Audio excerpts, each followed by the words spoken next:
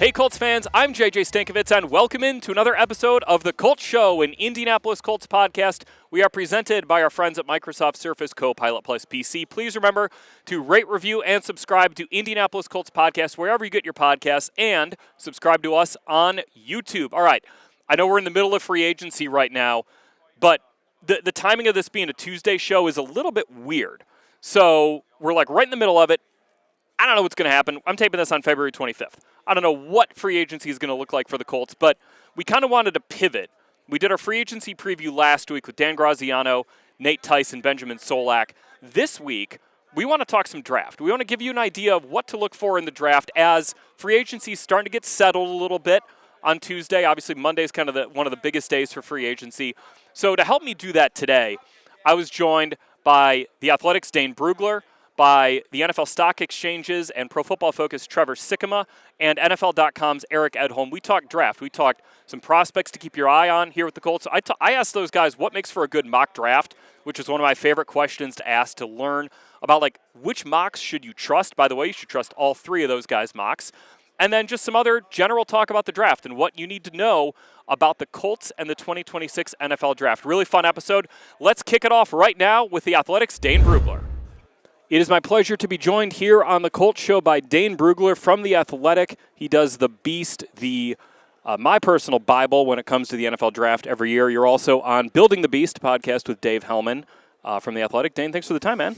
Of course, yeah. It's a busy week. It's an important week. You know, this is context week. Mm-hmm. Whether it's testing, whether it's interviews, medicals, verified measurements, there's a opportunity to fill in those gaps where, you know, all the tape's been watched, hay's in the barn. This is the last 5% of the evaluation where you kind of fill in those gaps. So it's a really helpful week, really busy week. So explain the process to me then of, we're here at the Combine right now. This episode's coming out in mid-March when you're going to start seeing pro days happening. Right. Then you have kind of the 30 visits after that. Explain to me just like the final stages of building a draft board, because something Chris Ballard has said is like the cement's not dry on a draft board like right up until the day of the draft. Yeah, and every draft board, I think fans need to remember too, draft boards are not 300, 400 names. Some are famously small. I think Bill Belichick and his boards, they were like 90 players. I mean, very, very small. Other teams a little more expansive. So that's first and foremost is some guys are eliminated right away, whether it's scheme fit, whatever. But that's where the Combine plays a part, where you have these sit-downs, these formal interviews, these informal interviews, where you're able to get some more information. For a lot of your coaches, this is their first impression of these players. The coaches aren't grinding college tape during the year. Right. So this is their first opportunity to get eyes on these players, to talk to them, learn about them as people. So it's an exhaustive process to understand what makes them tick. I think you can watch the film and understand these are their traits. This is where the talent is. But it's the psychological part of it, the mental part of it, to understand just what drives them. Once you get to the NFL and you're making money and you're in a room full of 30-year-old men that you have to compete against, like what does that do to your psyche? There's just so many elements of scouting. If the tape was all that mattered, this job would be a lot easier, right? But there's so much more that goes into it, and the Combine helps you maybe parse through some of that. Explain to me, too, this idea, because we're here at the Combine, and every year you get the, have you met with Team X question delivered to the prospects up at the podium. And then when you get, this team had a presence at this guy's pro day, and then this team brought this guy in for a 30 visit, and then nothing comes of that. But there's a lot of commotion around it. The thing I think about with the Colts is Chris Ballard and his staff did work on Daniel Jones in 2019 before they knew Andrew Luck was even considering hanging it up later that year. Shane Steichen in 2019 did a lot of work on Daniel Jones when Phillip Rivers was still under contract for another year there. And that paid off in 2025 when they had to go get a quarterback, and they got Daniel Jones, and it was a tremendous fit. Mm-hmm. Explain, just that process that you're scouting a guy at a position that you don't need. Mm-hmm. And sometimes fans will read into that a little bit too much. How much of scouting is we need this guy now versus we just want to do our homework so 4 years from now, 5 years from now, maybe this guy is a guy who becomes available and we do need him? Well, it's like I get so many responses from people who are reading The Beast from 4 years ago because their team just signed a free agent, and so they're interested. What was the evaluation coming out of college? And it's the same way with teams. They do all this work, so they have a database on all these players. If somebody comes up for a potential trade, okay, we don't need to do all this work because we'll just go back to the college evaluation, and that's our starting point, and then build off of there. But yeah, these guys do. I have so much credit, give so much credit to scouts because it's not just about the talent evaluation. They have to be detectives, they have to be psychologists. They have to do so much to figure out what these guys are because ultimately it's on them. The area scout and then the national scout.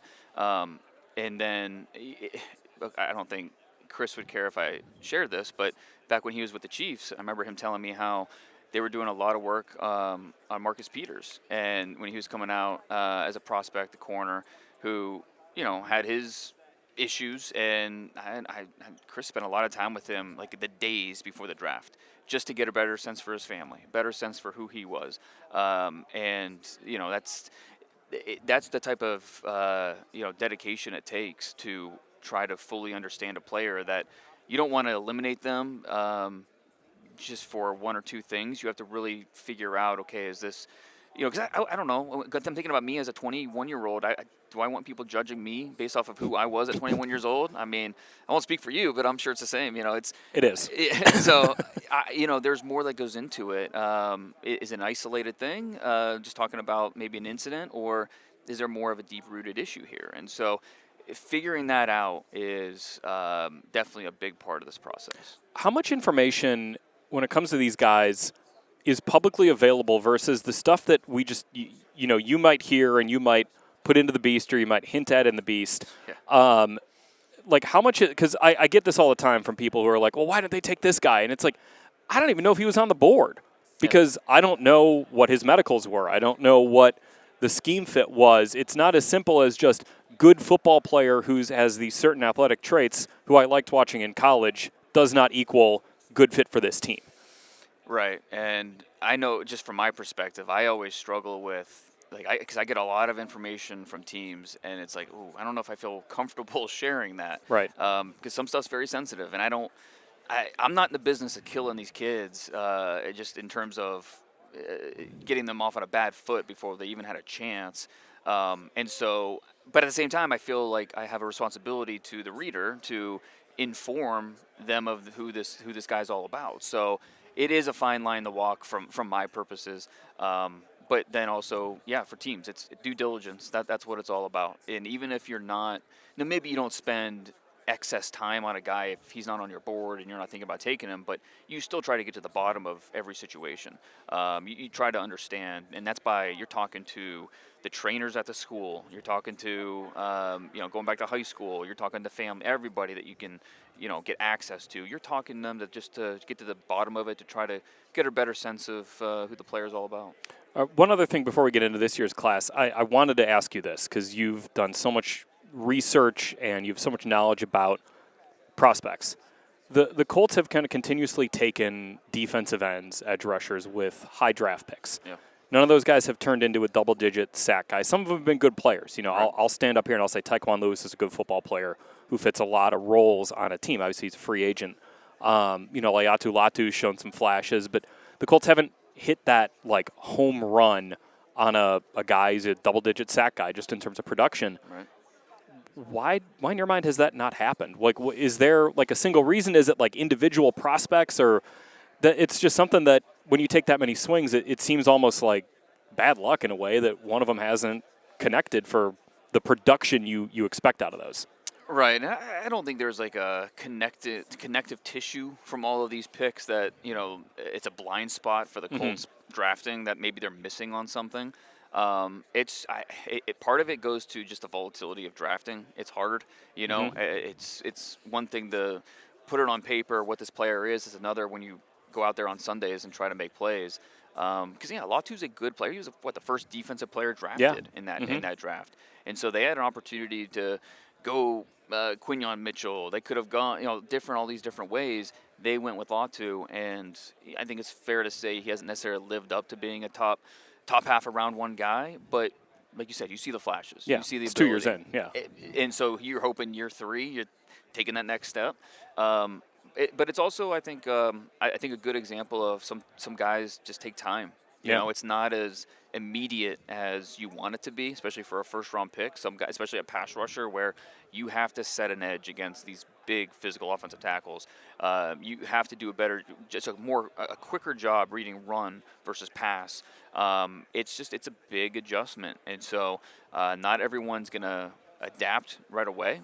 It takes time. But I don't think that there's some connective tissue there that you can point to and say, good. well, this is what they're missing. Yeah, I mean, you talked about the volatility of it. It's real easy to forget L.J. Collier when you draft Nick Emenwari near the Seahawks, and who had that run of drafts that didn't produce really any impact players. All of a sudden, they have a couple, they win the Super Bowl. It can happen. And I think it's all about hitting on some of those key picks, like for the Seahawks. Getting Devin Witherspoon 2 years ago in that draft was such a key moment for them, because as much as we talk about Nick Emenwari and the impact he made this year, when you watch the Seahawks tape, watch Witherspoon. He's the guy that's telling Emenwari, hey, you're doing this, this, this. Even Tyreek Woolen, it's Witherspoon telling him, hey, this, and this. This is what you're doing. So I think when you can find those key guys, it really helps everything else come together. And it's not easy to do. But a guy like Witherspoon's just wired a certain way in the way he sees things and the high standard he has. So finding those dogs, I think, and I think that's – I don't know that Sauce Gardner's wired that way, but that's why you make that trade is because of the chance that he could be a top 3 corner in the league. Yeah, you can take away half the field in an ideal scenario. All right, let's talk about this year's draft. Where is the strength of this year's draft? When you're thinking about depth, we're speaking to an audience of Colts fans here. You're looking at a pick in the 40s. Chris Ballard said he probably wants to trade back. Sure. You know, could potentially kick back from that pick. We'll see. I think a lot of teams are thinking that way. You know, I think that's probably every year, though. Yes. When you get into that range. But where is the depth of this draft that the Colts could tap into with their day 2 picks? I think that wide receiver and edge are the 2 deepest positions on day 2. In my top 100, I had 17 wide receivers, 16 edge rushers. Okay. So, and there were That's a third of the draft. There were top a 100. handful of guys that I hated leaving out too. You know, I could have easily made a case, hey, they belong in there. So I think wide receiver, edge rusher have a chance to, if you want to upgrade one of those 2 positions, you have a chance to do it on day 2 this year. I think corner, it falls off on day 3, but there's some good depth on day 2. Tight end, once you get to round 4, round 5, there's some good depth. So it just depends on the position. Quarterback, running back's very light this year, which is very rare. I've seen years where it's light at quarterback, years where it's light at running back.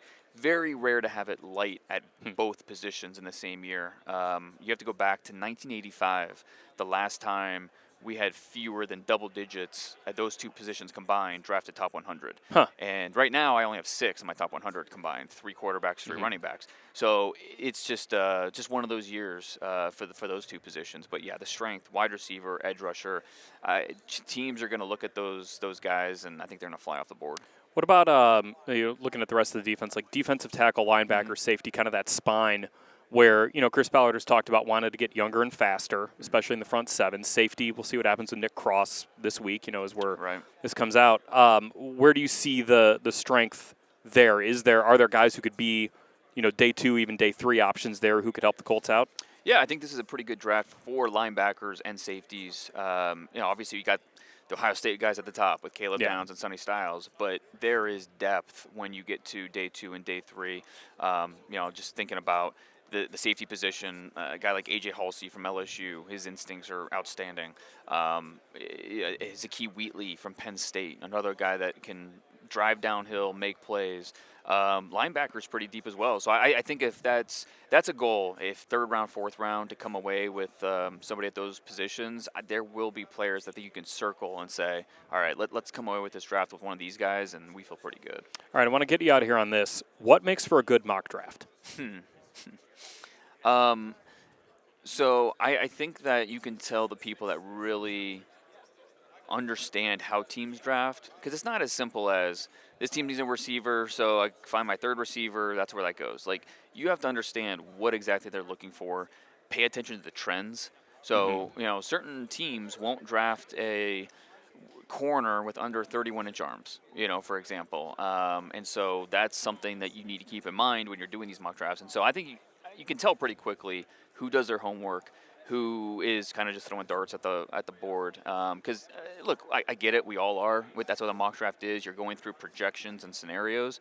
But I think there is an art to it that you can tell the people that really focus in and say, okay, this type of head coach looks for this type of player, and so this is why this makes sense. Even though, yeah, maybe this other guy's better, or maybe we have him ranked higher or whatever, but you know what?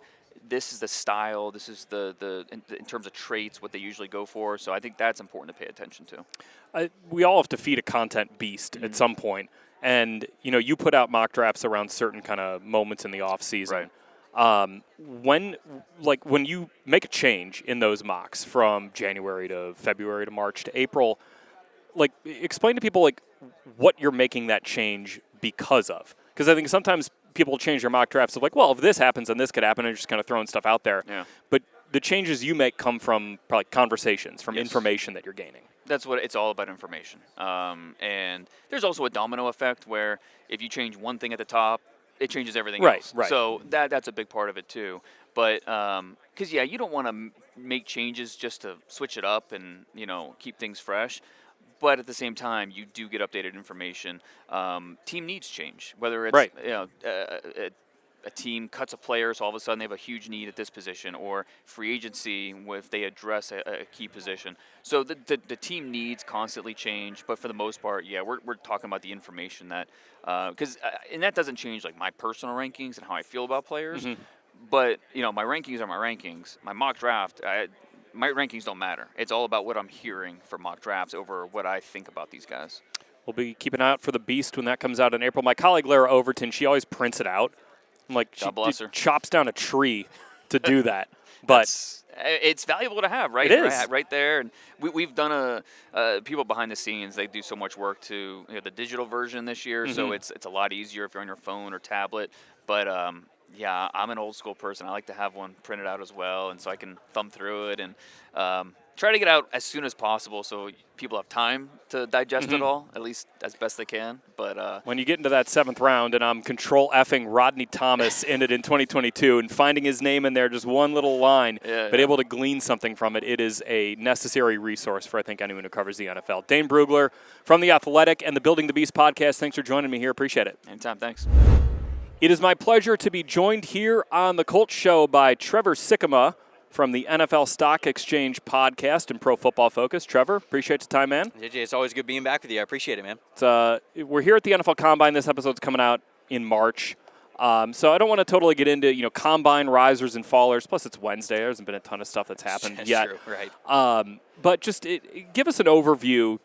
Where are the positions of strength in this year's draft? Yeah. And what should Colts fans maybe be looking for as we get into now kind of the pro day stretch, which then really hits the home stretch of the draft evaluation process? I think it's a really strong defensive draft this year. I mean, there's a world where 3/4 of the top 100 could be defensive players. I mean, that's how deep I feel like this draft is, which sets up some interesting draft strategies, which I'll talk about in a second. But when you look at the defensive side of things, there's always a handful of edge rushers, just because teams are so multiple with how they want to rush the passer, so you don't have to look exactly a certain way to be really good as an edge rusher in today's NFL.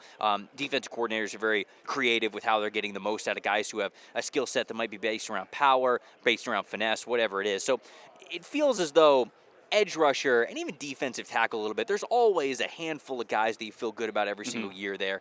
Corner is always deep. There's just so many cornerbacks. It's just corner is always hey, this guy could pan out. It feels like it's deep every single year. But specifically this year, safety and off-ball linebacker are two positions that are traditionally not very deep. Right. Normally you'll have, maybe there's 2 to 3 safeties you like. Maybe there's 2 to 3 off-ball linebackers that you like. And that's the case in this class. At safety, you got Emmanuel McNeil Warren, you got Caleb Downs, you got Dylan Thieneman.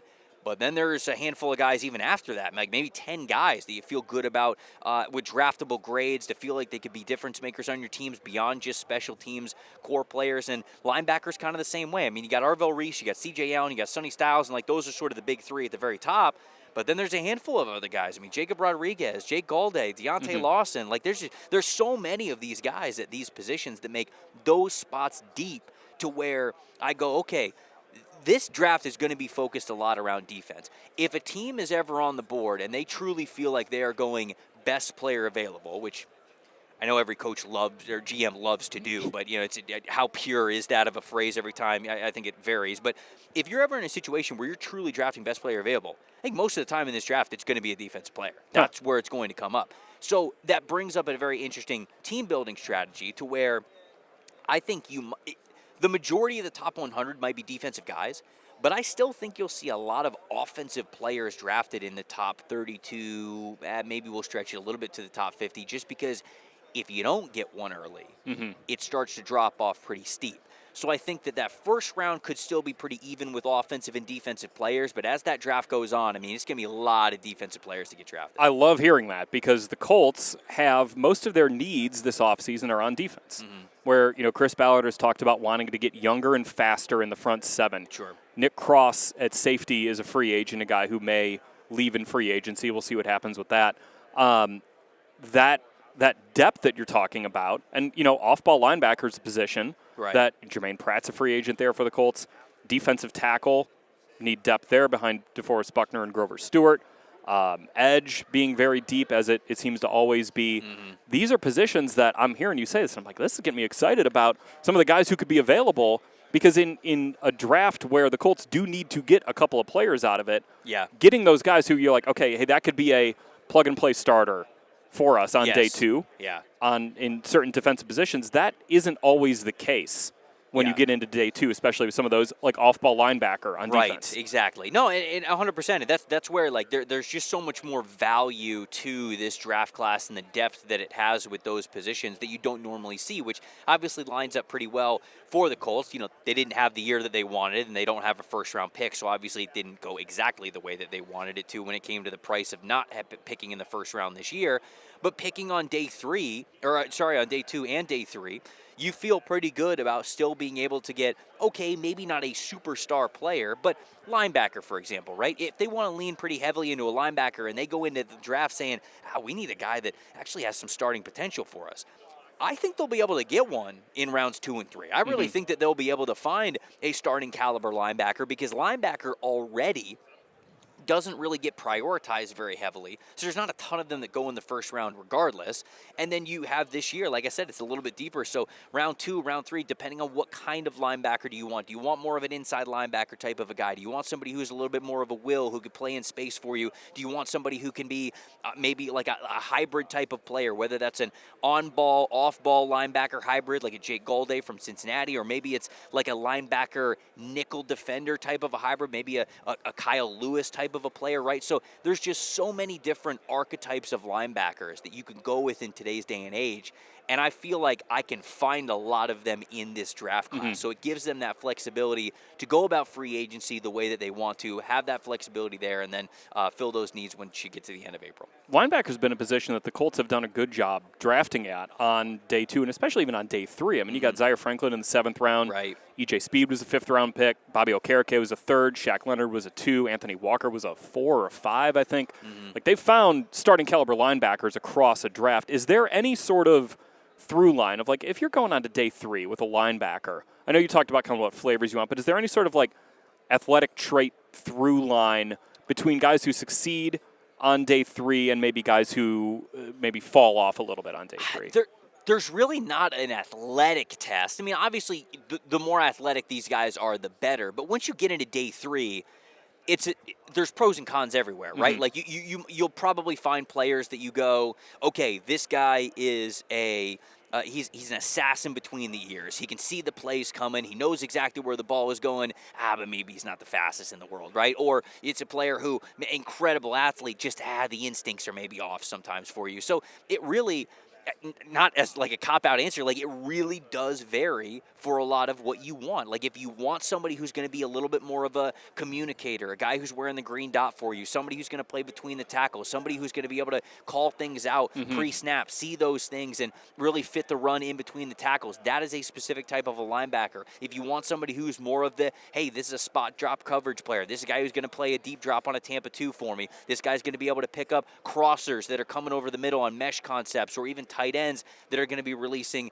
out into the intermediate middle of the field. There's just so many different traits that it's really not one. It's kind of, linebacker is one of those positions where you really have to watch the tape first, understand what this player does really well, and then look at their testing accordingly, essentially. Like, if they win with straight line speed and they win with carrying guys vertically, guess what? They better be able to run. And you better be able to see that in the 40. You better be able to see that on the field drills with them flipping their hips and running down the field, right? Like, you better be able to see that from them. But if that's not how their game is, if they're more between the tackles, it's like, all right, I don't really care about what your 40 time is then, but hey, what's your short shuttle? What's your 3-cone? Like, and then that sort of things that you need to check those boxes. So linebacker's always such a fascinating position to me because you rattled off some players that the Colts have had success with beyond the first 3 rounds. And I feel like that's the case everywhere around the NFL. Is you'll find these guys where it's like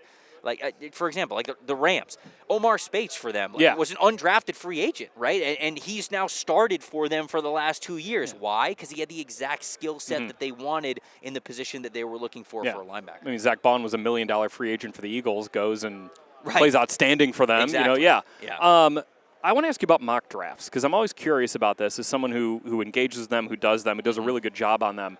How do you view like a mock draft that you put out in like mid-March? Like, what is the goal of that piece of content?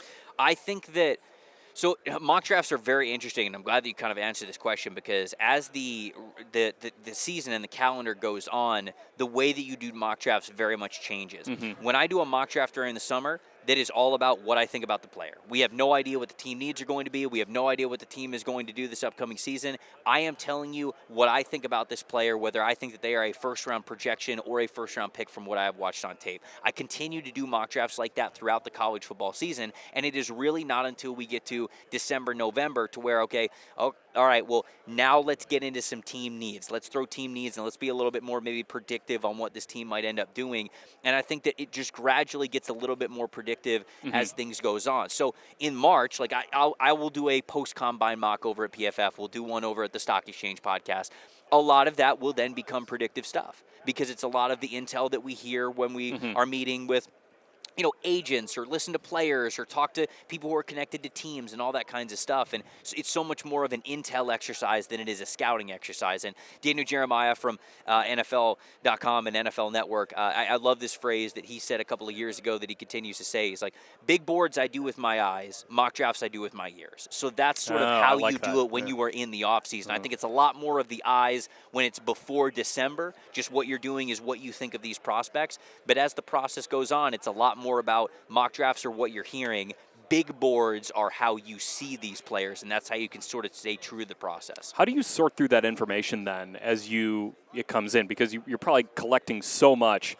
How do you sort through like what's real and what's maybe driven by an agent or a team, whether to pump their guy up or push this guy down? Yeah, I mean, you kind of cross-reference some of it, right? I'm lucky to have a lot of friends in this industry that are, well-connected people, whether it's with certain teams or whatever. And so a lot of times, like if I hear something, just naturally in conversation, I might be talking with somebody and ask them if they've kind of heard the same thing. And you cross-reference a little bit of that, and I think that's how you get to it. But I know that coaches and GMs are very well trained and not to say words without saying a lot of meaning here at the Combine, but there are little things that you could pick up from certain general managers and maybe the way that they're talking about a certain position or even about the draft class that you can kind of tell, like, okay, I can tell you've done a little bit more research on this position, and I think that there's a reason why. So it's a lot of little hints, but to be honest with you, man, that's what makes this fun for me. I'm in a mock draft competition that I do at the end of April every single year, and it's a ton of fun. Like, I go head-to-head with, again, a lot of my friends who are very well connected in this industry industry, and it kind of comes down to, hey, I heard this from a source, and then I heard this from a source, and you see who you trust more a little bit, and then that kind of validates things in the years that follow, and then you go, okay, wow, they sent this guy to this guy's pro day, or they had this guy in for a visit. Oh, they didn't address this in free agency, so I think they're going to look this way. So it's fun for me. I really do. I enjoy every part of this process. The scouting part of it is obviously fun for myself and getting to scout these guys myself, but I also enjoy the game and the mystery and figuring things out, and then it makes draft night a lot of fun as well. All right, I want to get you out of here on this. Give us just a couple of names of guys who you're like, that guy could fit with the Colts, knowing where they're picking and kind of what their priorities are. And obviously we don't know what free agency is going to look like yet as we're recording this, but just give us a couple names of who we should be aware of in this process. Yeah, I wonder, like when I look at their pass rush, I feel like they've got to get faster, right? Like when I heard you say that about Chris Ballard, I think that makes a ton of sense. So guys like Mason Thomas from Oklahoma, the edge rusher. It built a lot smaller, but pound for pound, he is super strong, really explosive. He can get off the ball. Like, he's somebody that brings you some extra juice. Romello Height, the edge rusher from Texas Tech. His teammate David Bailey gets all of the hype, but I mean, he is somebody who wins with a lot of quickness, a lot of finesse. Like, that's somebody who I think you can get a lot faster there.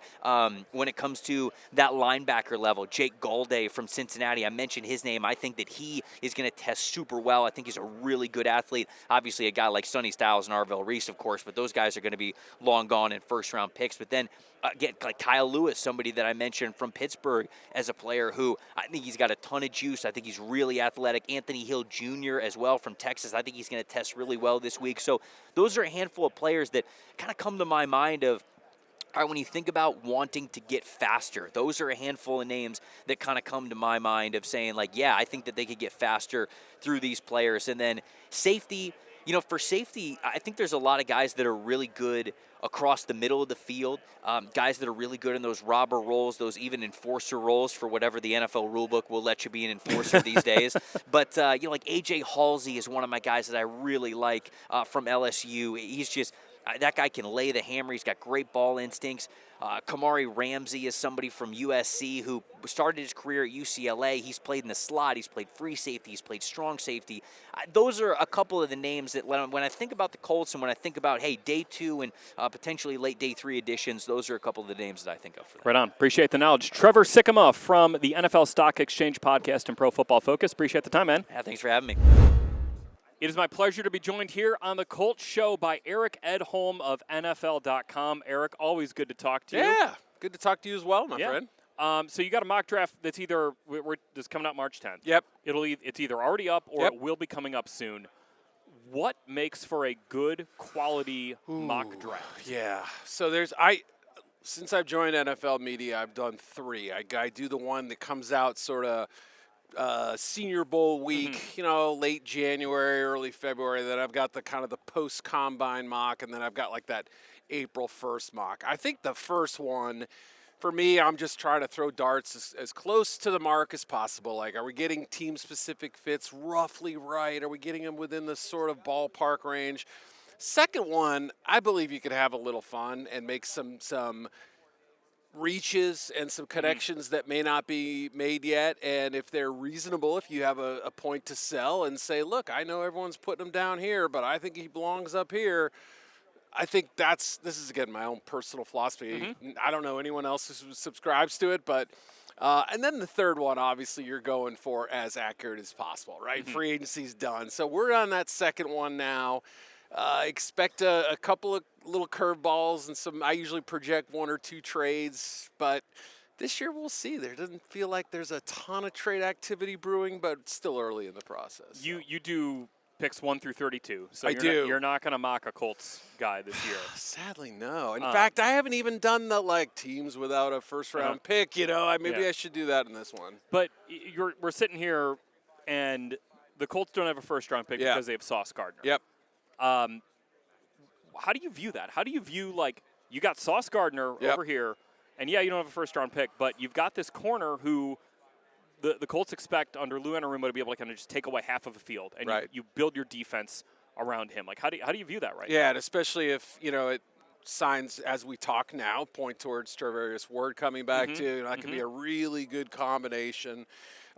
You'd like to have some depth just because both guys miss time and everything, but on paper, that's right up there with some of the better combos. And Sauce, even though he hasn't been a big producer on the ball in the NFL, like a couple interceptions early in his career, not a lot since, not a ton of pass defended since the rookie year, off the top of my head.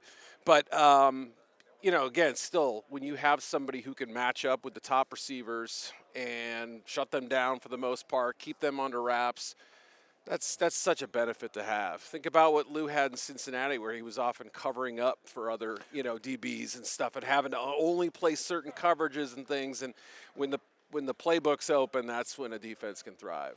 All right, when you're looking at this year's draft, where is the depth? Where can the Colts tap into the depth of this draft when you get into day 2 and day 3 to help out their roster? Yeah, I mean, I think if you're thinking day 2, no panic. If if you see 6 edge rushers go in round 1, let's just throw a number out there, I think there's still going to be valuable potential starter candidates in that 2nd and 3rd round range. That's one of the deeper positions in the draft. Receiver, I would say, is another one, too, that matches up.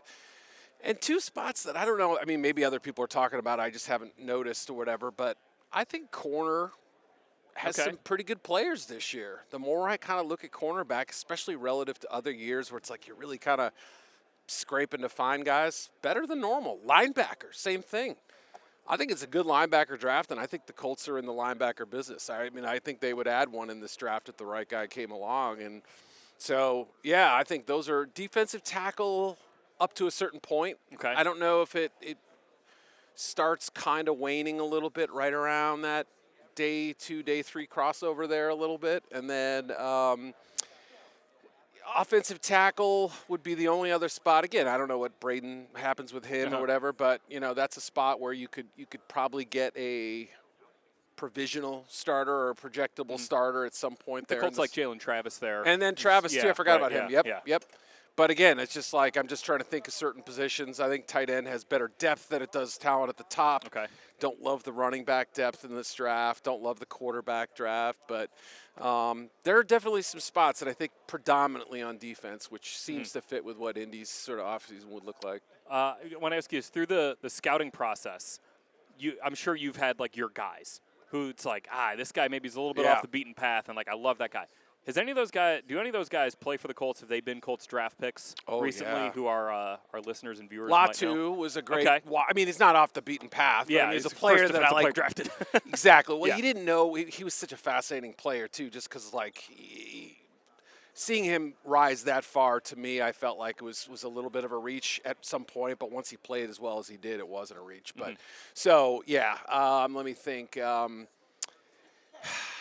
Trying to think of a good one. Who's the Northwestern kid? Adetomiwa Adebawore. Yes. Yeah. I mean, he's coming on a little player. bit now. He's coming on a little bit, yeah. Got to see him a little bit last year. I'm curious to see what kind of player he becomes. And, a lot of people are kind of comparing him in some ways to Milton Williams in terms of a player who could ascend. He's got the athletic ability we know and a little bit different dimensions for that spot. So he was a fascinating player to keep an eye on.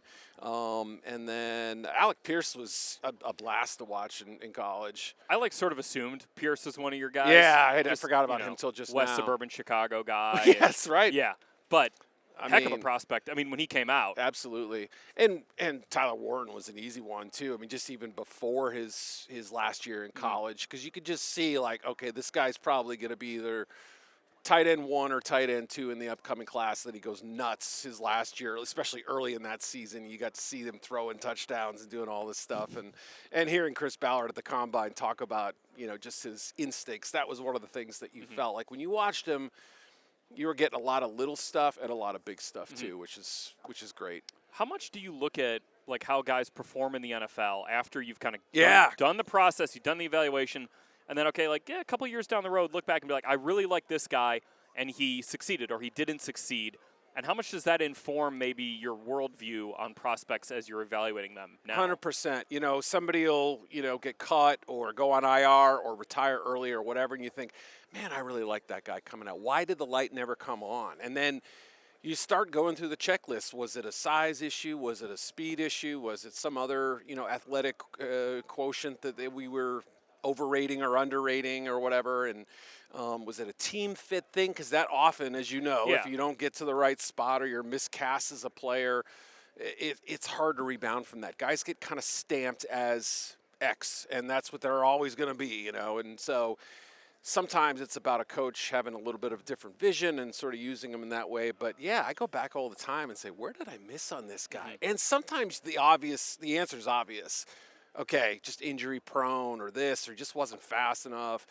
And sometimes you don't know. Is it a mental thing? Did he have problems in the locker room? Did he have other issues that he was, wasn't accountable enough? And so it's this never-ending problem. No one's ever going to be the perfect draft Nick or whatever, but I think that part of it is really important to go back and where were your misses? Is there a theme behind it? Can you learn from it? And so I definitely try to keep track of that. How do you view the idea of like a player being a reach? Because last year the Colts took Justin Wally in the 3rd round. Yeah. And you pull up whatever service and reach. Yeah, reach. Huge reach. Yeah. Well, if Justin Wally didn't tear his ACL in training camp, he would have been a starting cornerback 100%. for the Colts, and they were everything I saw with my own 2 eyes was like steal. That guy's a steal, not a Right. reach. How do you define that language? Do you ever use it around the draft, or do you say like, well, okay, this was my opinion on the guy, right, but here's why maybe, okay, yeah, I had him here, but this is why he's a good fit for this team. Like, how do you handle that word? I try to remove my ego from the situation as much as possible, and I try to rely on what I loosely call league value. If I polled 10 teams, where would they have them? Okay, somewhere between the 40th and the 60th pick. Okay, that's roughly, a good enough sample size. So I may look at a player and not quite fully understand why he's projected there, but I understand that these guys are professionals and they do it for a living and they've sort of justified it. Okay, well, so I do use the term and say, by league value, this was considered a reach. Justin Wally wasn't expected to go until the, 5th, 6th round or something by many people. But there are so many examples, what I meant to say, of players who one team sort of sees the light on, and everybody else goes, okay, I guess so. We'll see it when we believe it, and then they show it. Right. And I always say, it's like it really doesn't matter what the other 31 boards say. It's what your board says. Now, if you're wrong in your evaluation and you have this incorrect sort of methodology that you're using, that's something you have to explore. But yeah, every team will. It's funny. One team a couple years ago shared their board, or at least the top of their board, after the draft. And it was stunning to me to see 2nd-round players rated in like 14th, 15th, 16th overall, seeing, other players that were way out of the range of what we assumed they would go. And it just is a good reminder that 32 teams see it 32 different ways sometimes. And for us to call it a reach or a steal, that's subjective a little bit. Well, that's why, when your teams say we went with the best player available, you might look at it and be like, that was the best player? Right. Right. They could have had him 10th on their board, and you're picking at 45 in the 2nd round, and he's still there. And I also always say, too, like the draft is like 8-dimensional, too. You have to think about who are your free agents next year, right? Who are your 2027 free agents?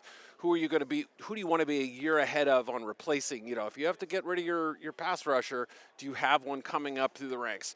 Do you have is there a drop-off at the position? Like, this is the last guy we would draft on day 2.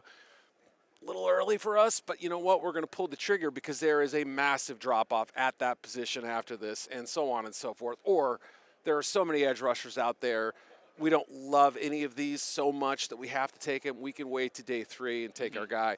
It's a sliding scale, and I feel like that always has to be in the back of your mind. What have you come to appreciate about the pressure that's on a general manager during a draft? You can have all these team meetings and go through the process and decide who you like and who you don't like, and have this sort of, you go in, you present your owner to the plan. Here's what we're going to do Thursday night. Here's the rough plan for Friday. And then one pick can completely change the scenario. I'm trying to think of a good example. Maybe teams were a little ahead of the curve on this, but when Daniel Jones went 6th overall, or even better, when Trey Lance went 3rd overall. everyone had Mac Jones in that spot, and so again, it's like one of those things like, okay, now we're on to plan B, and now we have to change our view and vision. It may be in a positive way, it may be in a negative way, but when you say on the clock and on the spot, I mean, that's the perfect example of it. And I remember watching the Cardinals GM, Monty Austinfort. They had one of those behind-the-scenes things, and I know a lot of teams do great versions of those things, but watching him work out a very complicated trade while the clock was going on behind him, and you could see it. He's just coolly kind of going through it like, I've been through this, I've done it, let's get it done. And I think he was in his first or second year at the time. That was probably the trade that got Houston Will Anderson. It must have been. Yeah, it must have been that multi-layered trade at that Wish that one didn't go through. Yeah, right. I'm sure as Colts fans, you don't want that happening too often, right? But yeah, I mean, it just makes you think like they have to. If you do your homework and you're ready for the moment, great, but you still are under the gun in that moment. And, a year's worth of preparation gets boiled down essentially to 15 minutes. And, again, it's what's so thrilling and also so wild about the draft process. So, and again, you have to trust your people, too, to understand, like, a GM and a scouting director, I think, they're going to have a good base knowledge of the entire draft, but if you trust your area scouts and your positional coaches to know this undrafted linebacker is the guy we want. He may even, not be higher on everyone else's list, but position-wise, he fits. That's where you have to say, I believe my people, and let's go with that. Right on. Yeah. Eric Edholm from NFL.com. Check out his mock draft whenever that is out, hopefully this week. Eric, thanks for the time, man. Good teaser, man. Thank you. Right on. The Colts Show is presented by Microsoft Surface Copilot Plus PC. Greatness in the NFL starts long before kickoff. It's built in the quiet hours of preparation and the discipline to turn insights into action. The Indianapolis Colts rely on Microsoft Surface Copilot Plus PCs to turn preparation into performance. With real-time AI-powered insights right on the sideline, coaches and players can make smarter, faster decisions when it matters most. From the field to the front office, Microsoft Surface Copilot Plus PCs are transforming how the Indianapolis Colts prepare, strategize, and win. This isn't just about football. It's about unlocking potential wherever the game is played. Microsoft Surface Copilot Plus PC, where every day is game day. Do you have a group of friends and family or maybe a company outing you need to plan in 2026? Colts group tickets are a fun way to get everyone together to celebrate any occasion. Learn more about how you can lock in your experience now by visiting Colts.com/group tickets. Being a part of Colts Nation is a forever feeling, and that starts with season tickets. Join the Forever Blue waitlist today and receive priority access when tickets become available, exclusive offers, and early opportunities for postseason games. Joining is free and only takes a moment. Visit Colts.com/waitlist to learn more. Kicking the Stigma is our commitment to supporting mental wellness in Indiana. Together, we can break barriers, open conversations, and make sure no one feels alone. Visit kickingthestigma.org to learn more.